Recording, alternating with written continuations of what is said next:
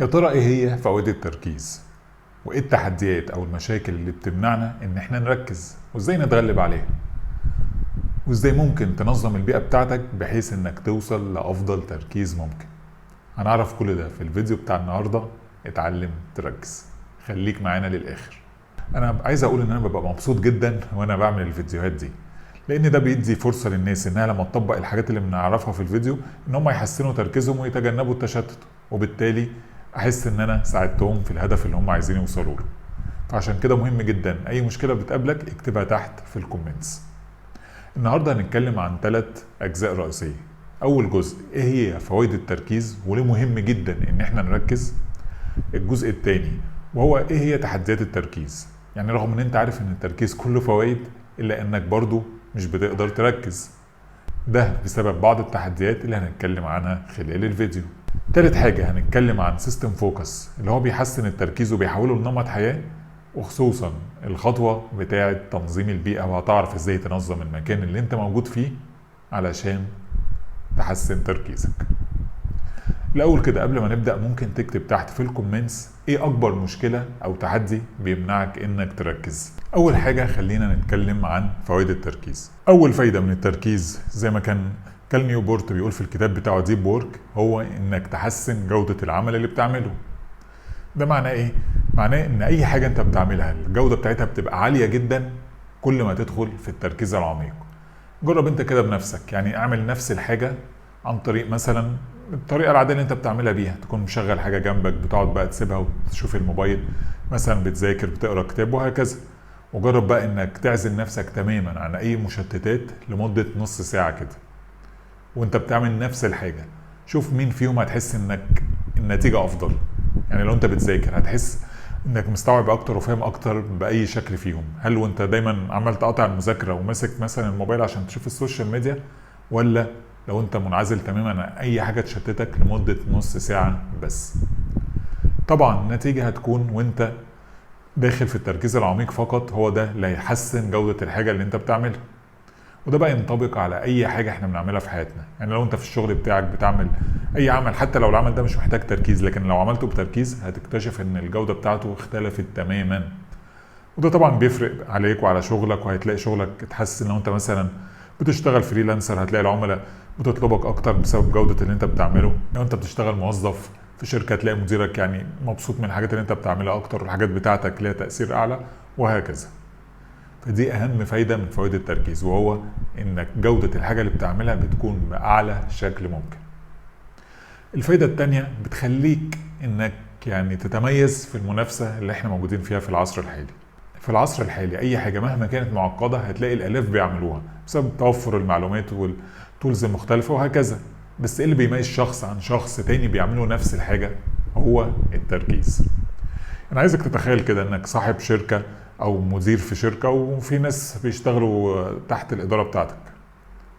جرب بقى يكون انت في واحد منهم كل ما انت تساله عن حاجه تلاقيه دايما بيعرف يجيب الاجابه على طول. تقول له فين مثلا التقرير الفلاني، هتلاقيه في 5 دقائق التقرير ده يكون عندك. طب الايميل اللي احنا بعتناه مثلا الاسبوع فات كان احنا ردنا عليه قلنا ايه، هتلاقيه دايما الاجابه الظاهره او حاضره في ذهنه، هيقدر يرد عليك.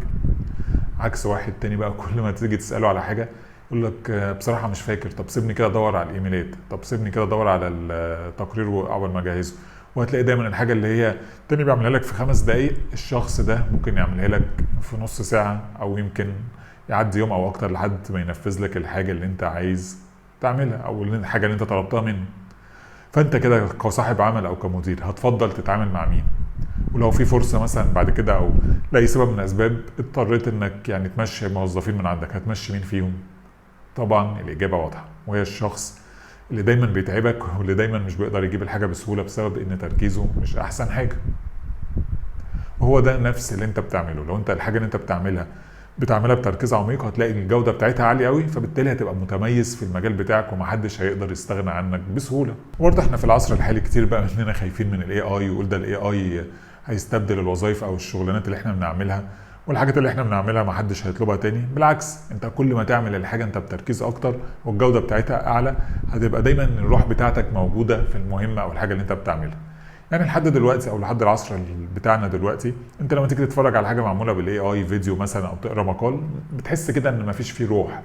يعني رغم التقدم الكبير بتاع الاي اي، الا ان لسه برضو في ناس بتفضل الحاجات العاديه اللي هي من غير اي اي. فانت لو عملت الشغلانه بتاعتك بتركيز عالي، بالتالي الجوده بتاعتها هتكون اعلى، وبالتالي هتتميز اكتر في المجال بتاعك. فلحد دلوقتي احنا عرفنا فايدتين من فوائد التركيز. اول حاجه بيحسن جودة الشغل اللي انت بتعمله. تاني حاجة بتخليك متميز جدا في الحاجة اللي انت بتعملها، وبالتالي بتتميز عن المنافسين بتوعك، سواء بقى المنافسين بتوعك دول بشر او اي اي. الفايدة الثالثة بقى من فوائد التركيز هو انك بتتعلم المهارة الجديدة بسهولة. يعني تخيل كده مثلا انت عايز تتعلم حاجة زي التسويق، وبتتعلمه بقى عن طريق انك تسمع فيديوهات معينة او بتقرا كتب معينة، واثناء بقى وانت بتقرا او بتشوف الفيديوهات كل شويه بقى عمال تتشتت، تمسك الموبايل بتاعك تشوف مين كلمك، مين بعت لك رساله، حد يجي يقاطعك وهكذا.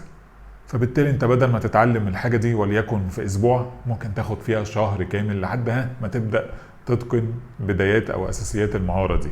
ودي حاجه متوقعه، لان انت لما حد يقطعك او تقطع تركيزك، انت بتحتاج على الاقل 25 دقيقه عشان ترجع لنفس الدرجه اللي كنت عليها من التركيز تاني. فانا مثلا دلوقتي لو بقرا كتاب او بذاكر حاجه معينه، وبعدين حد جالي رساله على الموبايل، جالي نوتيفيكيشن، واضطر اسيب المذاكره عشان اشوف الرساله دي، حتى لو انا اصلا ما شفتش الرساله، يعني مجرد بس اسمع الصوت بتاعها، عقلي بيفتح كده ملف جواه بيقول لي يا ترى مين بعت لك الرساله؟ هل ده صاحبك اللي انت كنت مستني حاجه منه، ولا ده حد بيعمل لك لايك على الفيسبوك، ولا ده حد عمل لك كومنت على اخر حاجه انت كتبتها؟ هتلاقي عقلك بقى عمال مش مركز في الحاجه اللي انت بتعملها، وعمال يفكر في الحاجات دي. فبالتالي انت عشان ترجع لنفس درجه تركيزك تاني محتاج من 22 ل 25 دقيقه. فالنتيجه هتكون ان لمده نص ساعه الناتج بتاع اللي انت عملته هو 5 دقايق بس. فقيس على كده بقى، هتلاقي الحاجه اللي كانت بتاخد اسبوع يعني ممكن تمتد شهر او شهرين ويمكن اكتر. فبالتالي كل ما تركز اكتر، كل ما انت هتتعلم المهارات الجديده بسهوله، وبالتالي هتوفر الوقت بتاعك وهتقدر تتعلم اكتر من مهاره، وده طبعا هيبقى ليه فوائد كتير على حياتك الشخصيه وحياتك المهنيه. هيزود حاجات زي دخلك، هيحسن علاقاتك، وهيعمل كل الفوائد اللي احنا بنستفيدها لما نتعلم مهارات جديده. زي ما احنا شفنا التركيز ليه فوائد كتيره جدا، لكن اهمهم الثلاثه دول، وهو ان انت تعرف تتميز في المجال اللي انت شغال فيه. تاني حاجه ان الجوده بتاع العمل اللي انت بتعمله تبقى كبيره جدا. تالت حاجة انك تتعلم اي مهارة جديدة في وقت اقل، وبالتالي يبقى عندك قدرة انك تتعلم مهارات كتيرة جدا تفيدك في حياتك الشخصية وحياتك المهنية. اكتب لي برضو كده في الكومنتس ايه اكتر فايدة من الفوائد دي انت نفسك توصل لها، او حتى فايدة تانية احنا ما اتكلمناش فيها. تاني حاجة بقى نتكلم فيها في الفيديو ده هو تحديات التركيز. يعني زي ما كلنا عارفين الفوائد بتاعت التركيز كتيرة جدا، يعني زي ما احنا شفنا بعض الفوائد اللي اتكلمنا عنها من شوية، وفي فوائد طبعا تانية كتير، وكلنا اعتقد مقتنعين بالفوائد دي. طب ليه بقى مش بنركز؟ ايه الحاجة اللي بتمنعنا ان احنا نركز؟ يعني انا ماشي في طريق كده وعايز اركز، ايه بقى الحاجة اللي بتطلعني عن الطريق ده؟ طبعا في حاجات كتيرة جدا، بس ابرزهم 3 حاجات. اول حاجة فيهم هو المالتي تاسكينج. للاسف المالتي تاسكينج خد سمعة بالغلط ان هو حاجة كويسة. يعني في ناس كتير تقول ده انا اصلا عندي قدرات خارقة، انا اقدر اعمل اكتر من حاجة في نفس الوقت. في الحقيقة الكلام ده ملهوش اي اساس من الصحة. انت لما تعمل اكتر من حاجة في نفس الوقت، فانت كده يعني بتشتت نفسك بشكل انت لا يمكن تتخيله. ليه؟ لان احنا كل حاجة بنعملها في حياتنا بيبقى في جزء من عقلي هو المسؤول عن الحاجة دي. يعني مثلا دلوقتي لو بذاكر، في جزء معين نشط في عقلي بيساعدني على المذاكرة. عايز مثلا اتفرج على التلفزيون، في جزء تاني اللي بيتم تنشيطه. عايز ارد على الموبايل، في جزء تالت بيتم تنشيطه، وهكذا. فانا لما اقعد اتنقل من حاجه لحاجه، الاجزاء بتاعت عقلي مش بتلحق، يعني عشان عقلي يتنشط او اجزاء من عقلي تتنشط وبعدين اقفلها تاني، ده بيحتاج وقت. وقت طبعا بيبقى صغير بالنسبه لعقلي، بس هو طبعا بالنسبه له شايف ان انا عمال اتحرك من هنا لهنا لهنا، عمال يقفل الحته دي ويشغلها، يقفل الحته دي ويشغلها، فهو مش ملاحق. فبالتالي بيتعب، بيستخدم موارد كتيره جدا، فمش بيقدر يعني يدي نتيجه كويسه في اي حاجه من الحاجات اللي انت عمال تعملها، سواء هنا او هنا او هنا. فبالتالي هتحس بالاجهاد وعدم التركيز، وهتحس انك مشتت. يعني انت مثلا حتى في حاجه اسمها بقايا التركيز. يعني انا دلوقتي لو بذاكر حاجه معينه وفجاه سبت الحكايه دي او الحاجه دي عشان اطلع اعمل حاجه تانية، بيكون لسه في نسبه من التركيز مرتبطه بالمهمه الاولى. فانا لما اجي ادخل على المهمه الثانيه، الساعه بتاعه التركيز ما بتبقاش فاضيه 100% بحيث ان اقدر اركز من اول وجديد، لا بيبقى في بقايا من المهمه الاولى. فبالتالي عقلي طبعا صعب انه يركز في اكتر من حاجة في نفس الوقت. عشان كده مهم جدا ان احنا ما نعملش غير حاجة واحدة بس في الوقت الواحد. يعني ما تجيش مثلا تذاكر وانت مشغل جنبك التلفزيون، او مش شوية تذاكر وشوية تمسك الموبايل، او شوية تقرأ وشوية تمسك الموبايل وهكذا. لا، مهم جدا تخصص مثلا نص ساعة لحاجة واحدة بس، وجربها كده. يعني جرب ذاكر جزء معين او اقرا جزء معين لمدة نص ساعة من غير اي مشتتات، وشوف هياخد وقت قد ايه. يعني مثلا شوف هتذاكر كام صفحة في النص ساعة دي، وجرب برضو في خلال نص ساعة تانية ذاكر وجنبك بقى مشتتات، جنبك تلفزيون، جنبك بودكاست بتسمعه، عمال كل شوية ترد على الموبايل، وشوف ساعتها هتذاكر كام صفحة. طبعا زي ما احنا متوقعين في الفترة الأولى اللي انت هتكون مش مشغل أي مشتتات، هتلاقي التركيز بتاعك بقى أحسن بمراحل، وعدد الصفحات أكتر بكتير من لو انت مشتت نفسك وبتعمل مالتي تاسكينج. الحاجة التانية بقى اللي هي برضو التحديات بتاعت التركيز أو اللي بتمنعني إني أركز، طبعا الحاجة اللي معظمنا بيشتكي منها، وهي الأجهزة الرقمية زي الموبايلات، زي الشاشات، زي اللابتوب والحاجات دي كلها. طبعا للأسف في العصر الحالي احنا بقى معظم حياتنا معتمدة على الحاجات دي. يعني دايما هتلاقي معظمنا جنبه الموبايل وهو بيذاكر، جنبه الموبايل وهو بيتفرج على كورس، جنبه الموبايل وهو بيعمل حاجة في الشغل بتاعه وهكذا. فأي نوتيفيكيشن بسيطة تجيلك على الموبايل زي ما قلنا هتفتح ملف في عقلك، تقعد بقى تفكر يا ترى مين بعت لي ايه، او ايه الصوت ده مرتبط بايه، حتى لو انت ما مسكتش الموبايل عشان تشوف النوتيفيكيشن دي جايه من مين بالظبط.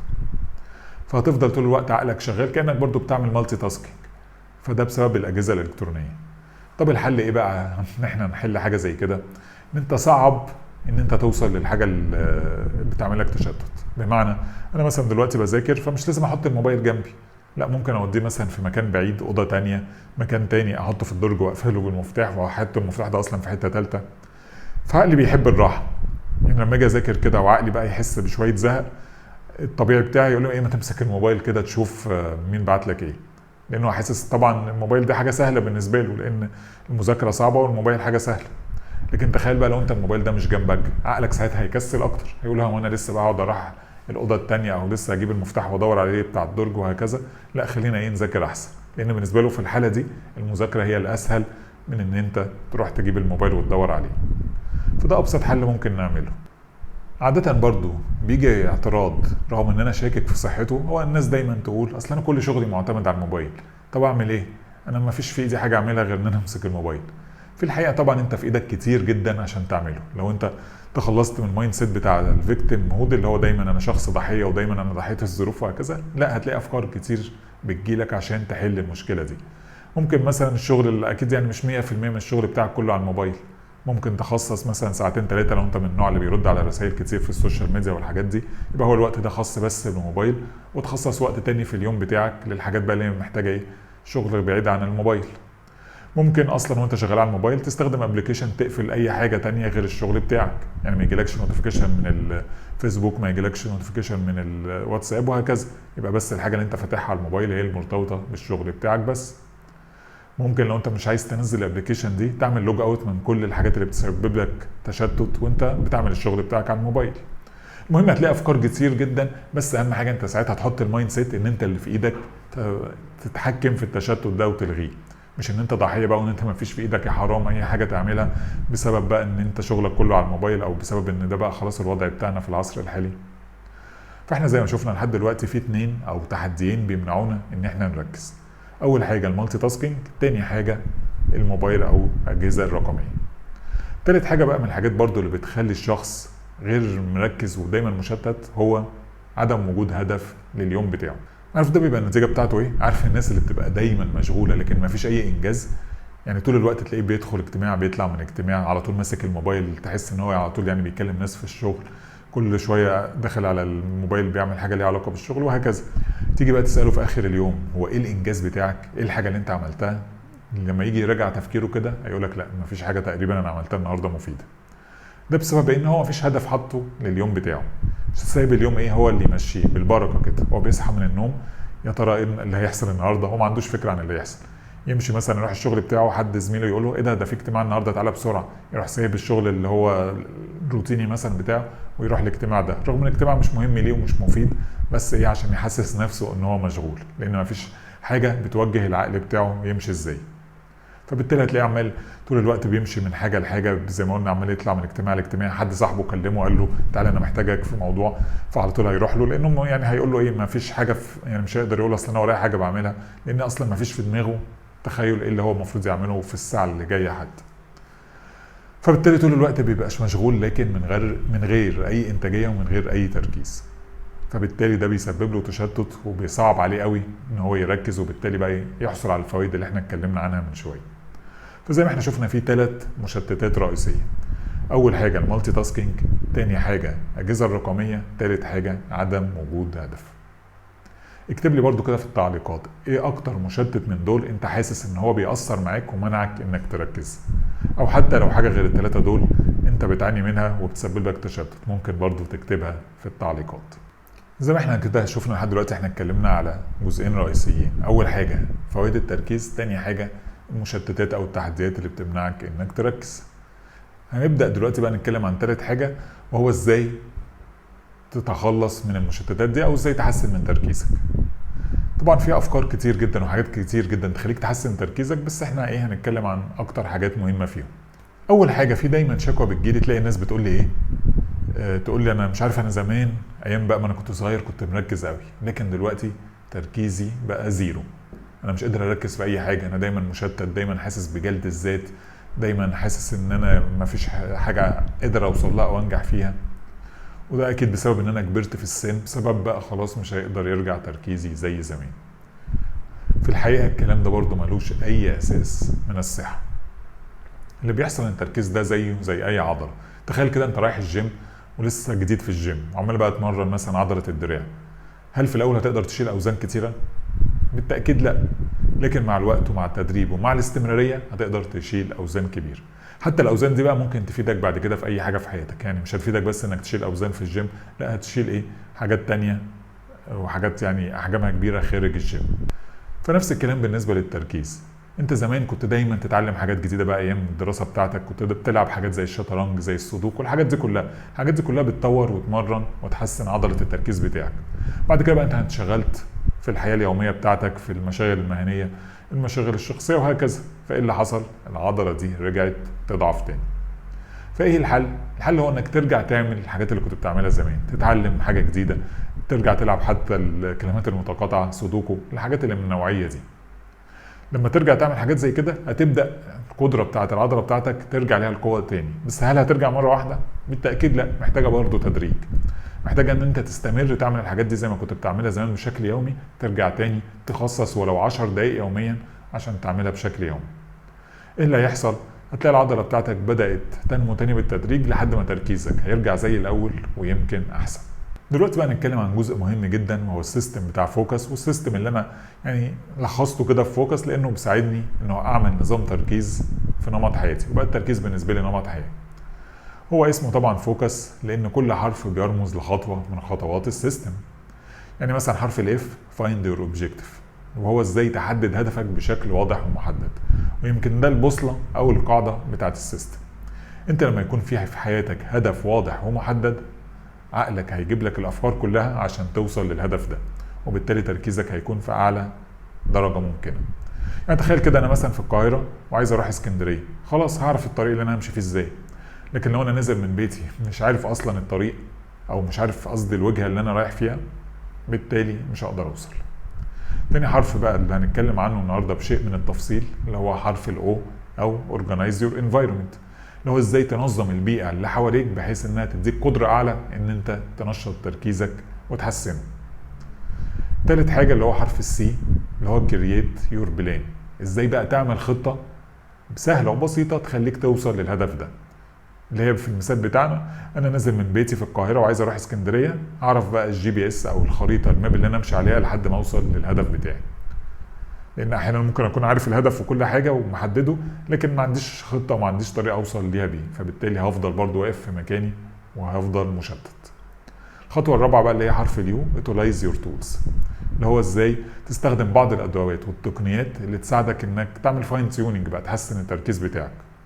زي كده لو انت ماشي بقى في العربيه بتاعتك او سايق العربيه بتاعتك من القاهره لاسكندريه، يبقى عربيه مثلا فيها فول اوبشن، فيها تكييف، فيها حاجه تسمعها وانت ماشي، يعني ايه تحسن كده المود بتاعك، فبالتالي توصل وانت مرتاح وتوصل في الوقت المناسب. اخر بقى حاجه اللي هي حرف الاس اللي هو stay mindful، وهو انك توصل لاعلى درجات التركيز، ان انت تبقى عايش في اللحظه. يعني تيجي تعمل حاجه تبقى مركز فيها بس، مفيش اي حاجه تانية بتشغلك، مفيش اي حاجه تانية بتشتتك وهكذا. عارفين دي ايه؟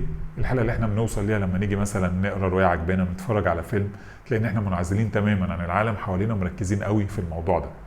وده في الحقيقه حاجه اقدر اتعلمها، ومهاره ممكن اكتسبها، واعرف ازاي ممكن اوصل ليها عن طريق بعض الحاجات البسيطه جدا اللي بعملها قبل ما اجي اعمل المهمه اللي انا عايز اركز فيها. كل ده طبعا بنتكلم عنه في سيستم فوكس، وممكن في المستقبل اقول لكم يعني ازاي ممكن تاكسسوا السيستم ده.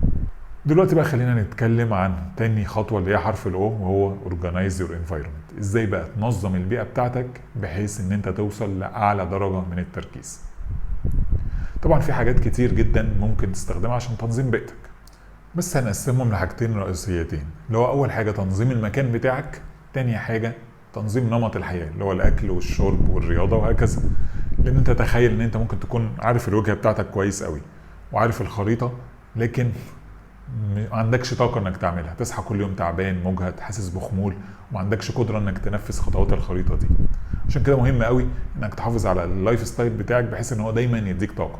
يعني لو هنرجع لمثال العربيه تاني، تخيل كده انت نازل من بيتك رايح خلاص اسكندريه وعارف الخريطه وكل حاجه، بس العربيه ما فيش فيها بنزين. هل هتقدر توصل؟ في الحقيقه طبعا مش هتوصل، هتفضل واقف في مكانك. فازاي بقى ننظم اول حاجه المكان بتاعنا؟ طبعا في حاجات كتير ممكن ننظمها. اول حاجه المكان كمكان، يعني انت مثلا بتشتغل من على مكتب معين، ما يبقاش فيه على المكتب غير بس الحاجه اللي انت محتاجها. يعني انا دلوقتي بذاكر حاجه معينه، هجيب الكتب والورق اللي انا بس بحتاجهم عشان اذاكر الحاجه دي. لكن ما اقعدش بقى جايب على المكتب كتب من ايام تانية، جايب اكل جايب شرب وهكذا.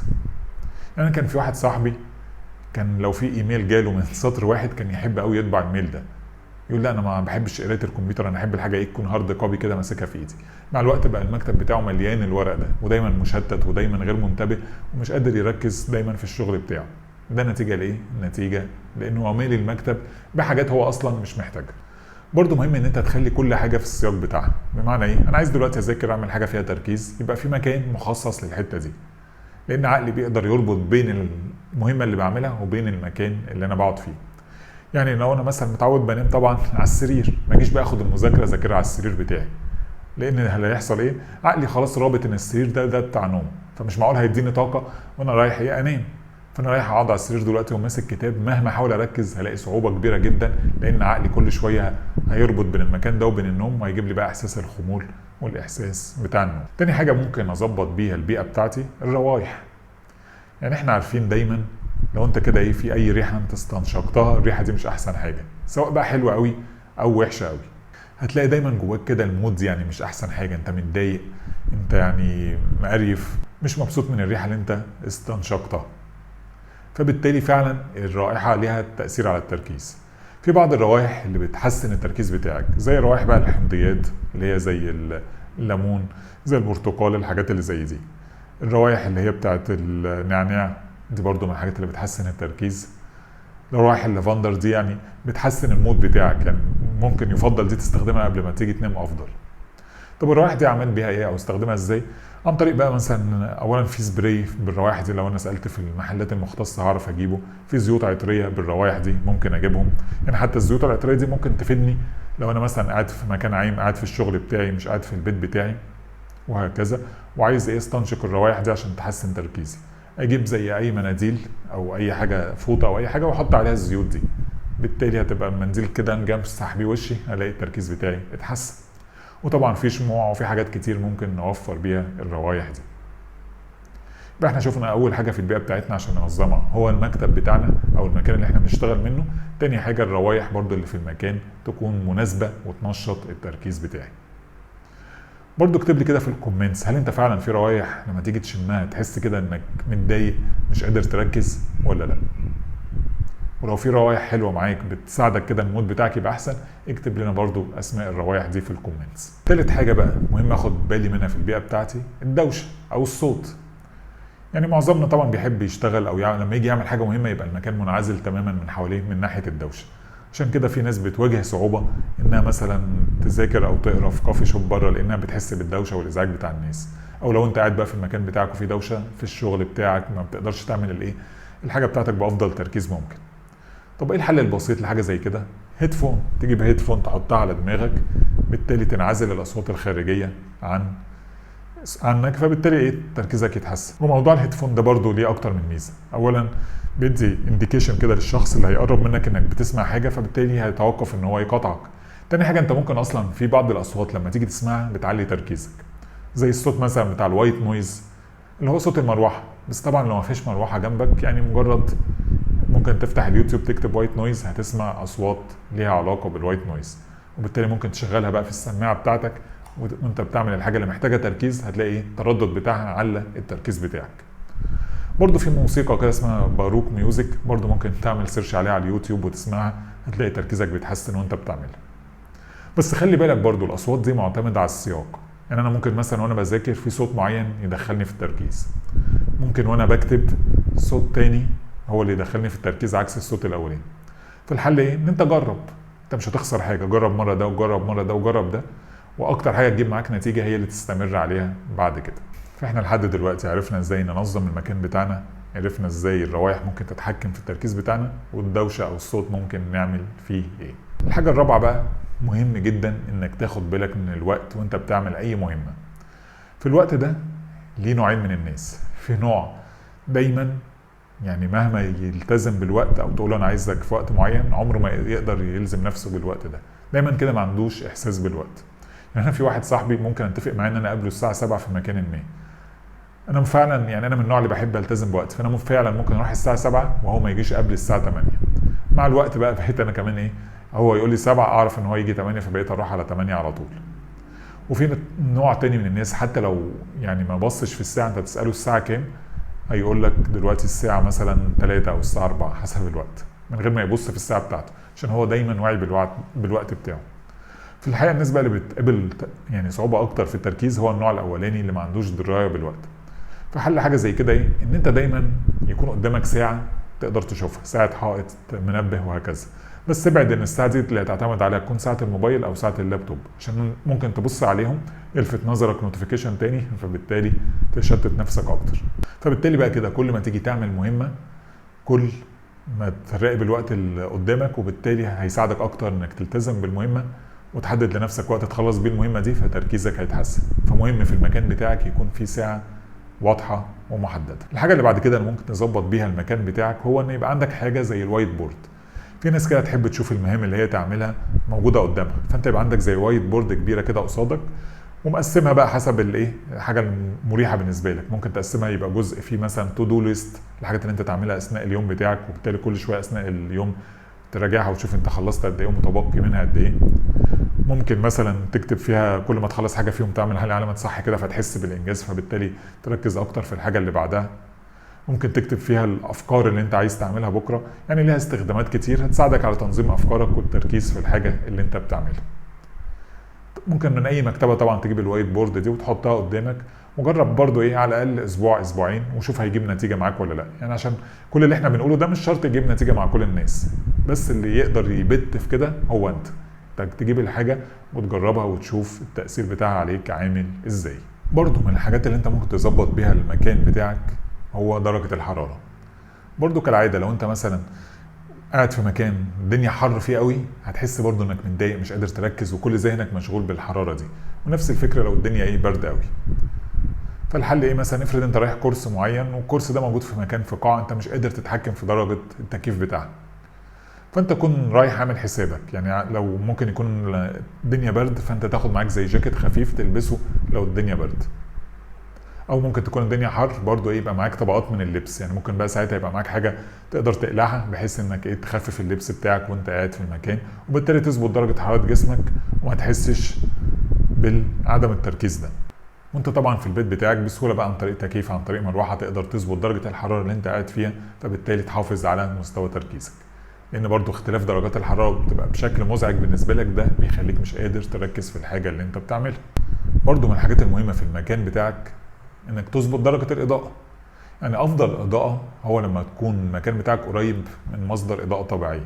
يعني لو انت في جنبك شباك او حاجه زي كده هو اللي بيدخل الضوء للمكان اللي انت بتشتغل منه، ده طبعا افضل حاجه، لان ساعتها العين الاجهاد عليها بيقل، وبالتالي لما يقل الاجهاد على العين تركيزك هيكون احسن، لان عقلك هيكون متفرغ بس للحاجه اللي انت بتعملها.